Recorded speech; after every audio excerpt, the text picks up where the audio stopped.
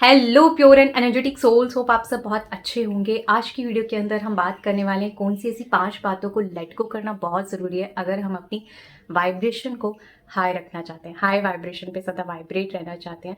Feeling good करना तो बहुत इंपॉर्टेंट है ही, प्रेजेंट के अंदर हर चीज़ को एंजॉय करना तो बहुत इंपॉर्टेंट है ही। इसके अलावा जो भी चीज़ें हम लाइफ में मैनिफेस्ट करना चाहते हैं उसके लिए भी हाई वाइब्रेशन पे रहना बहुत ज़रूरी होता है, क्योंकि जितना हम उस फ्रिक्वेंसी पे वाइब्रेट रहते हैं उतना हाई फ्रिक्वेंसी की चीज़ें हमसे अट्रैक्ट होती है, हमारा ऑरा क्लीन रहता है। ऑरा क्लीन है तो जो यूनिवर्स से हमारी कम्युनिकेशन है वो बहुत स्ट्रांग रहती है, क्योंकि अगर हमारे और उसके बीच में, चाहे आप गॉड से कम्युनिकेशन करते हैं या यूनिवर्स से करते हैं, वो क्लियर होना बहुत ज़रूरी है।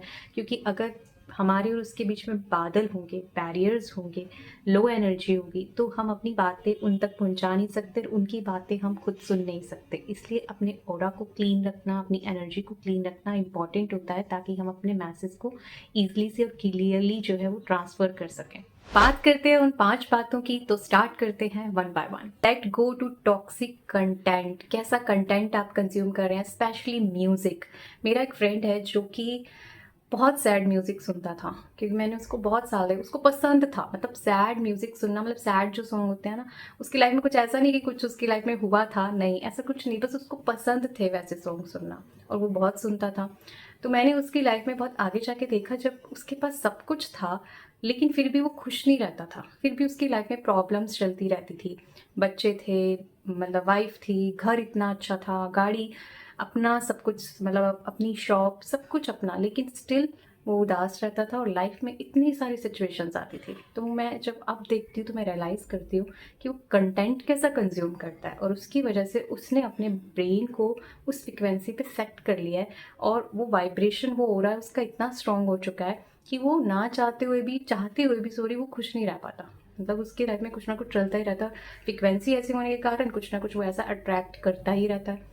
तो इसलिए हम कैसे सॉन्ग सुन रहे हैं वो बहुत इम्पॉर्टेंट है। और इसके अलावा जो भी कंटेंट आप कंज्यूम, क्योंकि जब आपको किसी कंटेंट की आदत होती है ना, तो हम उसको नॉर्मल और नेचुरल कहकर उसकी आदत डाल लेते हैं और सोचते हैं कि ये फ्रिक्वेंसी तो नॉर्मल है, बट नहीं। अब आप एक बहुत स्पिरिचुअल जर्नी पे हो, मैनिफेस्टिंग की जर्नी पर हो, लॉ ऑफ अट्रैक्शन की जर्नी पर हो, आप ये सब कंज्यूम नहीं कर सकते। आपको अपनी वाइब्रेशन को बहुत क्लीन और हाई रखना पड़ेगा। तो इसलिए अपने कंटेंट को ऐसा चूज़ करो जो आपको उमंग दिलाए, आपको खुशी में लेके जाए, आपको ट्रू लव फील कराए, या आपको अच्छे इमोशंस जो है वो क्रिएट कराए। ये जैसे लेट को करना बहुत इंपॉर्टेंट है, जिस पे बहुत कम लोग बात करते हैं, लेकिन ये बहुत इंपॉर्टेंट चीज़ है। वो है आपका खाना। Yes, food. आप किस क्वालिटी का फूड खाते हैं वो भी डिसाइड करता है आपके एनर्जी लेवल को। अगर आप जो है बहुत ज़्यादा टॉक्सिक फूड ले रहे हैं, लाइक जंक फूड, तला हुआ, ये सब मैदा वैदा जो आपकी डाइट में अगर ज़्यादा इंक्लूडेड है, उतना आपकी जो वाइब्रेशंस हैं वो लो रहती है, क्योंकि ये सारा खाना खाने के बाद आपको बहुत सारी एनर्जी चाहिए होती है उस खाने को डाइजेस्ट करने के लिए। आपने बहुत बार देखा होगा कि जब आप हैवी खाना खा लेते हो या बहुत ज़्यादा अपने पेट को भर लेते हो, तो आपको नींद आने लगती है, सुस्ती आने लगती है, आप बॉडी कॉन्शियसनेस में चले जाते हो। जो आपकी सोल कॉन्शियसनेस है उसकी एनर्जी कम हो जाती है, और उसलिए हाई फ्रिक्वेंसी पे वाइब्रेट होने में थोड़ा हमें टाइम लगता है वापस से उस ऊर्जा को गेन करने के। इसलिए जितना हमारा फूड ऐसा हो जिसे खाते ही हमारे अंदर एनर्जी आ जाए।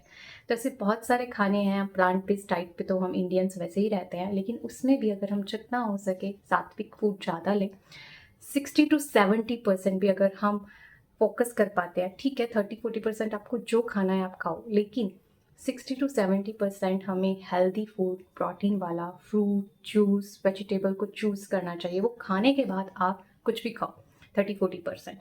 ये आपकी ऊर्जा को बहुत मेंटेन रखेगा। इसके अलावा आपके जो इमोशंस हैं वो कंट्रोल्ड रहने लगेंगे, क्योंकि ये जो खाना है ना, जो हम यूं ही खाते रहते हैं तेल वाला या बहुत ज़्यादा घी तेल वाला, वो जो खाना जो है, नॉट जस्ट हमारी वाइब्रेशन पे इम्पैक्ट डालता है, लेकिन हमारी इमोशंस पे हमारा कंट्रोल भी नहीं रहता है। तो इतना ये इम्पैक्ट करता है, हेल्थ को तो करता ही करता है, हमारे इमोशंस पर, हमारी वाइब्रेशन पर, हमारी लॉ ऑफ अट्रैक्शन तक को इम्पैक्ट करता है।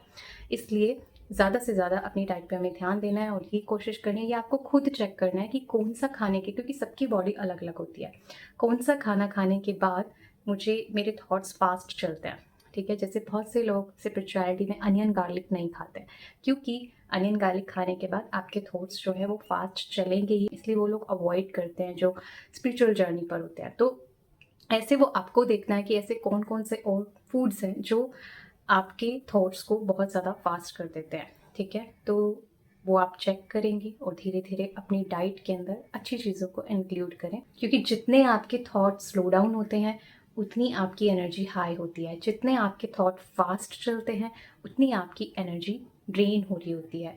इसलिए ब्रीदिंग भी जो है, डीप ब्रीदिंग या फिर नॉर्मल ब्रीदिंग भी अगर आप ऑब्जर्व करते रहते हो बीच बीच में, तो वो आपके जो थॉट्स हैं उसको स्लो डाउन कर देती है, और जो कि हमारी एनर्जी को हाई करने में हमें बहुत हेल्प करती है।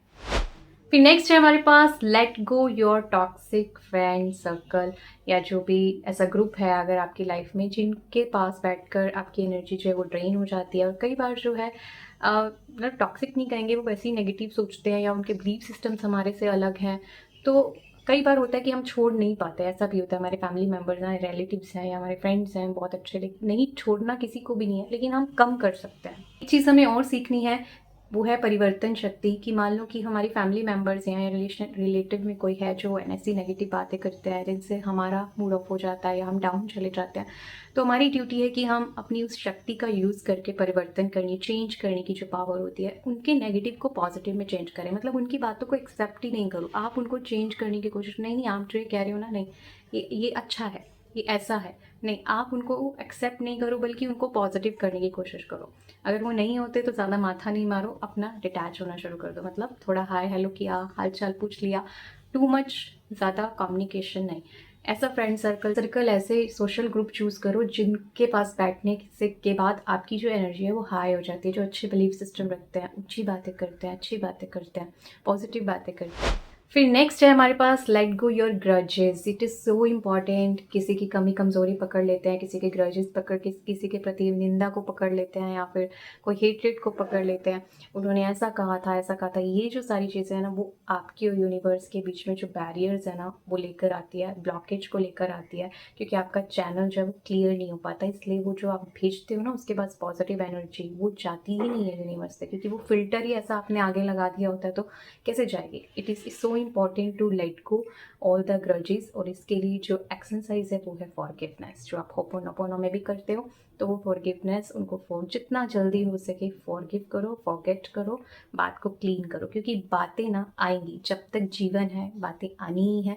तो इस कला को हम सीख लें और बार बार यूज़ करें, क्योंकि कोई भी परफेक्ट नहीं है, सबसे गलतियां होती हैं। इसके अलावा आप ये ग्राफ देख सकते हैं, जो कि ये टेबल हमें बताती है कि ये जो इमोशंस हैं जब हम इन पे वाइब्रेट करते हैं तो हम हाई फ्रिक्वेंसी पे रहते हैं, लेकिन जब हम ये इमोशंस क्रिएट करते हैं तो नीचे वाले इमोशंस क्रिएट करते हैं तो हमारी जो फ्रिक्वेंसी है वो लो रहती है। तो इसलिए जितना हो सके इन इमोशंस से हमें बचना है। अगर क्रिएट हम कर देते हैं तो उसको जल्दी से क्लीन करके उसे ख़त्म करना है और जल्दी से इस हाई वाइब्रेशन की फ्रिक्वेंसी को चूज़ करना है, इन गुड इमोशंस में वापस आना है।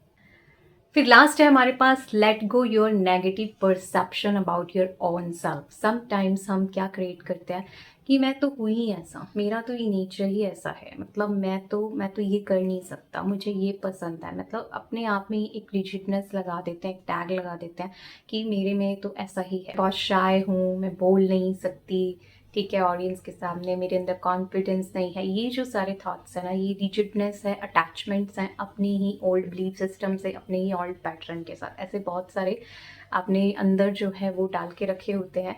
तो जितना हम इन्हें रिलीज़ करेंगे और अपने आप को पॉजिटिव एफर्मेशन से भरेंगे और अपने जो नेगेटिव अटैचमेंट्स हैं इनको लेट गो करेंगे, उतना जो है हमारी फ्रिक्वेंसी पे हम हाई, क्योंकि जब तक हमारा बेस ही क्लियर नहीं है, अंदर रोंग बिलीफ सिस्टम्स हैं, तब तक जो है हमारी वाइब्रेशन कैसे हाई होगी। अपने आप को याद दिलाना है, I have ability to choose my own thoughts, my own feeling, my own belief systems. Hope ये वीडियो आपके लिए हेल्पफुल रही हो। Thank you so much for watching. Stay blessed, stay happy. Next video के अंदर लॉ ऑफ अट्रैक्शन की जो series हम कर रहे हैं उसमें हम नेक्स्ट 6 स्टेप्स के बारे में अंडरस्टैंड करेंगे। Thank you so much for watching. Stay blessed, stay happy.